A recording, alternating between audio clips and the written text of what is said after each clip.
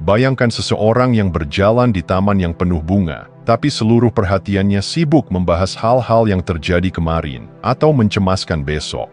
Mereka melihat, namun tidak benar-benar melihat. Mereka hadir secara fisik, tapi jiwanya tersesat dalam keramaian pikirannya sendiri. Inilah jebakan halus namun dalam. Kita hidup dari kepala, bukan dari kehadiran. Kita terbiasa mengidentifikasi diri dengan suara dalam pikiran, narasi konstan yang menilai, membandingkan, menganalisis, dan menyimpulkan. Suara itu terdengar seperti diri kita, padahal sejatinya itu hanyalah gema dari masa lalu. Kita menjadi begitu terbiasa mendengarkannya hingga tanpa sadar, kita percaya bahwa aku adalah pikiran ini. Dalam kebisuan batin yang tidak pernah hadir, kita kehilangan kontak dengan kehidupan yang sesungguhnya sedang berlangsung, di sini, saat ini. Lalu muncullah ilusi besar. Persepsi kita bukan lagi murni, tapi disaring melalui konsep-konsep yang telah kita pelajari. Kita tidak melihat orang, hanya label. Kita tidak mendengar musik, hanya mengenali genre. Kita tidak mengalami, kita hanya mengenali apa yang sudah kita tahu. Dunia ini tidak lagi misterius atau ajaib. Ia menjadi semacam katalog yang bisa dijelaskan, tapi tidak dirasakan. Dari sini, kedalaman pun mulai menghilang. Kita tahu banyak, tapi merasa sangat sedikit. Dunia tampak datar, seperti potret tanpa warna, karena tidak disentuh oleh kehadiran. Keajaiban yang dulunya terasa saat hujan pertama turun, atau ketika melihat bintang malam, kini tak lagi menggugah.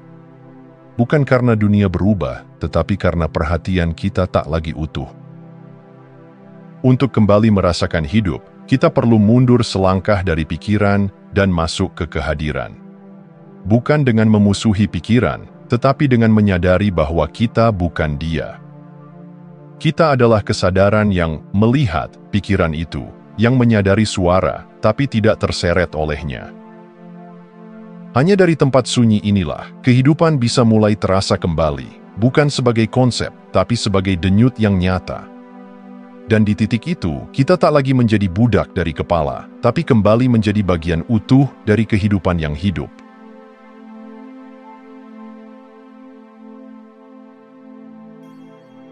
Pernahkah kamu berjalan melewati hari seperti sedang menonton film dokumenter dengan narasi yang tidak pernah berhenti? Ada suara dalam kepala yang terus-menerus mengomentari segalanya, tentang apa yang kamu lakukan, apa yang orang lain pikirkan, bagaimana sesuatu akan berakhir, atau bagaimana seharusnya perasaanmu saat ini. Seperti audio guide di museum, ia menjelaskan setiap langkah, tetapi justru mencuri pengalaman itu sendiri. Kita menjadi turis dalam kehidupan kita sendiri, selalu berada di tempat yang benar, tetapi tak pernah benar-benar hadir. Kita mengunjungi momen demi momen, tapi hanya untuk lewat, sambil mendengarkan pemandu batin yang menjelaskan semuanya dari jarak aman. Komentar itu menjadi jembatan sekaligus tembok. Ia memberi rasa tahu, namun menutup pintu untuk rasa hidup. Ketika tidak ada hening, tidak ada keajaiban. Kehidupan terasa padat oleh penilaian dan kesimpulan. Segalanya menjadi tentang apa artinya ini, mengapa terjadi begitu, dan apa yang akan terjadi selanjutnya. Kita menjadi pencari yang gelisah, bukan karena dunia kurang menawarkan keindahan, tapi karena pikiran kita terlalu bising untuk mendengarnya. Dan di balik kebisingan itu, tersembunyi ketergantungan yang jarang kita sadari, yaitu keinginan untuk mengetahui segala hal. Kita merasa perlu memahami, menjelaskan, dan memberi makna sebelum kita bisa merasa tenang. Tapi justru, penjelasan yang tak pernah usai itu menciptakan jarak dari pengalaman sejati. Alih-alih berenang dalam samudera kehidupan, kita hanya berdiri di pinggir, mengomentari gelombangnya. Namun, keheningan bukan berarti kekosongan. Ia adalah ruang di mana kehidupan bisa masuk dan menembus kita. Tanpa narasi yang menempel, kita bisa merasakan embusan angin sebagai angin, bukan sebagai metafora. Kita bisa melihat mata seseorang tanpa harus segera menilai atau menyimpulkan siapa dia. Kita bisa hadir, dan dalam kehadiran itu, ada kebebasan yang tak bisa dijelaskan dengan kata-kata. Untuk kembali menjadi penghuni dalam hidup kita sendiri, kita perlu belajar diam. Bukan diam secara fisik, tetapi diam dari dalam, diam dari kebiasaan mengomentari segala hal. Disitulah hidup menjadi lebih jernih. Bukan karena kita memahami segalanya, tapi karena kita membiarkan hidup mengalir apa adanya tanpa perlu dijelaskan.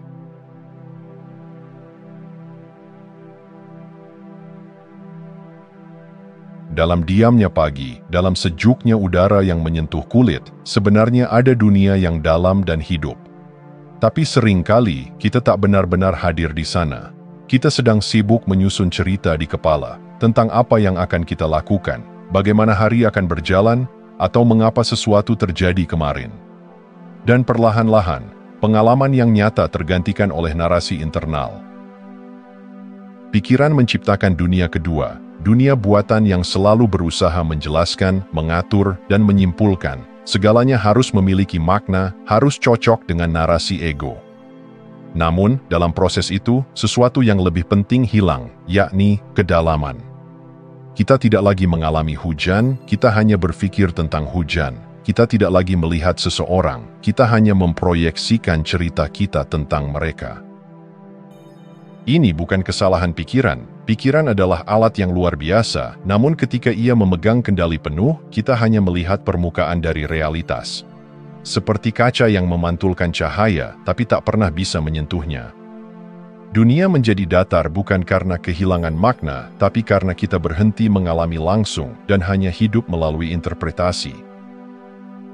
Saat itu terjadi, kita mulai kehilangan rasa sakral terhadap hidup. Segalanya menjadi biasa. Bunga hanyalah bunga, matahari hanyalah panas. Tatapan orang lain hanyalah sekadar tatapan. Kita lupa bahwa di balik setiap bentuk, ada kehidupan yang sedang berbicara kepada kita, dengan bahasa yang hanya bisa dipahami lewat kehadiran, bukan penjelasan. Ketika kita bisa berhenti sejenak dari kebutuhan untuk mengerti, dan justru membiarkan diri untuk merasakan, maka sesuatu berubah. Keheningan batin membuka pintu bagi kedalaman yang selama ini tersembunyi. Kita mulai melihat bahwa dunia tidak sesederhana yang diceritakan oleh pikiran. Ia lebih luas, lebih halus, lebih penuh dari yang bisa dijelaskan. Momen-momen ini bukan momen besar, kadang hanya duduk sendiri, menatap langit, atau mendengarkan detak jantung. Tapi justru di sana, dalam kesederhanaan yang sunyi, kita kembali menemukan bahwa hidup ini tidak datar. Ia berlapis-lapis dan menunggu untuk disentuh oleh kesadaran yang utuh.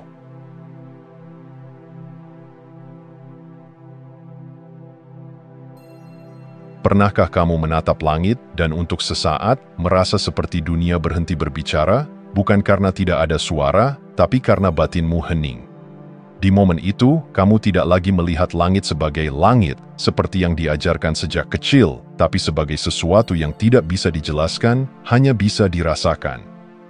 Inilah momen ketika kita melihat tanpa berpikir. Sebagian besar dari kita belajar untuk melihat dunia lewat konsep. Langit, pohon, wajah, suara, semua telah memiliki label. Label itu membuat kita merasa aman, seolah kita mengerti. Tapi sekaligus, label itu membuat kita buta terhadap apa yang sebenarnya hadir di depan mata. Kita tidak lagi melihat pohon, hanya mengakui bahwa itu pohon. Proses alami melihat digantikan oleh pengenalan otomatis yang datar dan terburu-buru. Namun, ada celah. Ketika pikiran diam, ketika kita tidak berusaha menilai atau menjelaskan, sesuatu yang lebih dalam mulai terasa. Keindahan muncul bukan dari apa yang dilihat, tapi dari cara kita hadir. Dalam kehadiran itu, dunia membuka wajah aslinya, bukan sebagai kumpulan benda, tapi sebagai misteri yang hidup. Dan misteri itu hanya bisa disentuh ketika kita tidak sibuk mengukurnya. Melampaui konsep bukan berarti menghapus pengetahuan, tapi menaruhnya di tempat yang tepat. Setelah pengalaman, bukan sebelum. Seperti mata yang terbuka lebar tanpa terganggu oleh penilaian, kesadaran kita bisa belajar untuk melihat kembali, bukan seperti anak kecil yang tidak tahu apa-apa, tetapi seperti jiwa yang terbebas dari keharusan untuk tahu dulu sebelum merasakan. Ada dimensi dalam setiap pengalaman yang tidak bisa diungkapkan dengan kata-kata. Itulah sebabnya, kadang-kadang kita menangis tanpa tahu kenapa ketika melihat matahari tenggelam, atau merasa tersentuh ketika mendengar suara tertentu, padahal tak ada cerita di baliknya. Dimensi ini adalah kehidupan dalam bentuk paling jujur, tanpa narasi, tanpa penilaian. hanya kehadiran murni. Ketika kita belajar untuk hadir seperti ini, dunia tak lagi terasa biasa. Yang dulu tampak datar menjadi dalam, yang dulu tampak sepele menjadi penuh makna. Karena kita tidak lagi hanya melihat, tapi benar-benar menyentuh kehidupan dengan hati yang terbuka.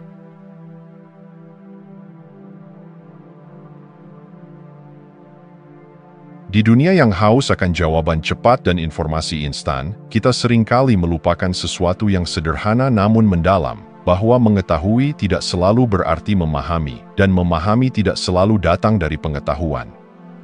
Ada bentuk kebijaksanaan yang hanya bisa muncul setelah kita mengalami lebih dulu, bukan sebelum. Seringkali kita terburu-buru ingin tahu, apa arti dari ini, bagaimana menjelaskan itu, mengapa sesuatu terasa seperti ini.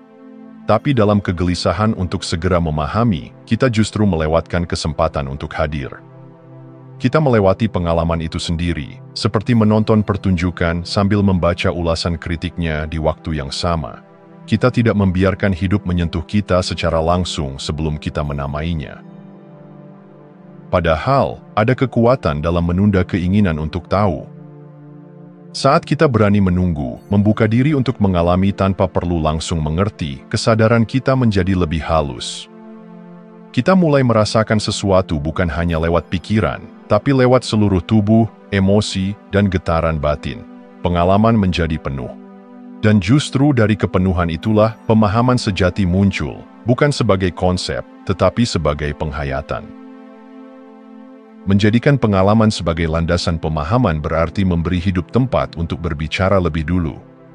Kita tidak buru-buru menutupnya dengan kesimpulan, tapi mendengarkannya seperti mendengarkan teman lama yang datang tanpa jadwal. Pengetahuan yang datang setelah itu bukanlah penghalang, tapi penegas. Ia memperdalam, bukan menggantikan. Ia menjelaskan, bukan menutupi. Untuk bisa hidup seperti ini, kita perlu melatih kepekaan, bukan hanya kepekaan pada detail luar, tapi juga pada resonansi dalam diri. Apa yang terjadi di dalam tubuh saat kita benar-benar hadir? Apa yang berubah saat kita menunda penilaian? Momen-momen kecil dalam kehidupan sehari-hari bisa menjadi ladang latihan yang luas. Menikmati rasa makanan tanpa berpikir tentang gizi. Mendengarkan musik tanpa membandingkan. Berjalan tanpa tujuan selain berjalan itu sendiri. Dengan keseimbangan ini, kita tidak anti terhadap pengetahuan, tapi juga tidak diperbudak olehnya. Kita mulai membangun hubungan baru dengan dunia, hubungan yang lahir dari pengalaman langsung dan diperkuat oleh pemahaman yang jujur. Dan dalam cara hidup seperti ini, kita bukan hanya tahu lebih banyak, tapi juga merasakan lebih dalam.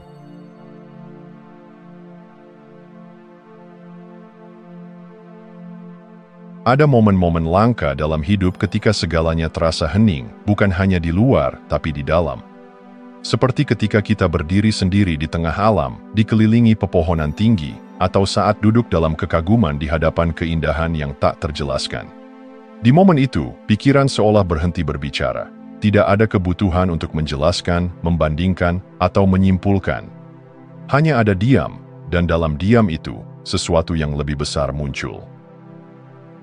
Kesunyian bukan kekosongan, ia adalah ruang yang penuh kemungkinan, penuh kedalaman, penuh kehidupan yang selama ini tersembunyi di balik keramaian pikiran. Ketika suara batin mereda, kita tidak lagi menjadi pengamat yang terpisah dari dunia, kita menjadi bagian dari alirannya. Kita tidak mengetahui hidup dalam bentuk konsep, tapi menyatu dengannya secara utuh. Di saat seperti itu, kesadaran muncul bukan sebagai aktivitas berpikir, tetapi sebagai kehadiran yang tenang. Kita tidak lagi terjebak dalam siapa aku atau apa yang harus kulakukan. Kita hanya hadir. Dan kehadiran itu justru membawa kita pada kedalaman yang tak bisa dicapai lewat kata-kata. Kita mulai melihat bahwa yang membuat pohon tampak hidup bukanlah karena kita tahu namanya atau memahami proses biologisnya, tapi karena kita diam cukup lama untuk merasakannya. Kita mulai menyadari bahwa yang menyentuh hati dari sebuah lagu bukan hanya liriknya, tapi ruang sunyi di antara nada-nada. Yang membuat kehidupan terasa sakral bukanlah informasi, tetapi keheningan yang membingkai pengalaman itu. Kesunyian adalah jembatan menuju sesuatu yang lebih luas dari ego. Ia mengantar kita ke wilayah di mana batas antara aku dan dunia mulai menghilang. Kita tidak lagi merasa terpisah, tidak lagi menjadi penonton yang memikirkan hidup, tapi menjadi bagian utuh dari kehidupan itu sendiri. Dan inilah paradoksnya, semakin kita diam, semakin dalam kita hidup. Semakin kita berhenti menjelaskan, semakin kita mengerti. Bukan dengan kepala, tapi dengan kehadiran yang tak terlukiskan. Disitulah dimensi yang lebih dalam terbuka, bukan karena kita mencarinya, tetapi karena kita cukup hening untuk menerimanya.